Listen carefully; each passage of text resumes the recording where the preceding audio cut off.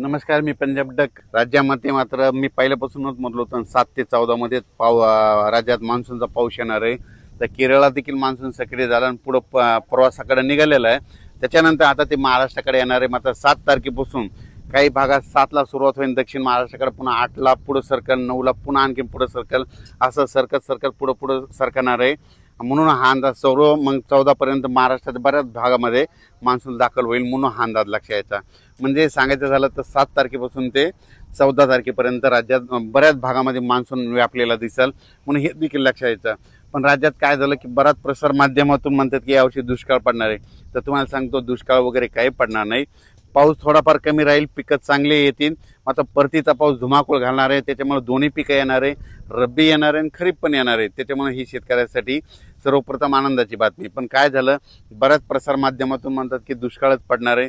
तर तुम्हाला हे सांगत असताना सांगू इच्छितो, यावर्षी पावसाचं जेमतेम सरासरीचं प्रमाण सांगतो कसं पडणार आहे.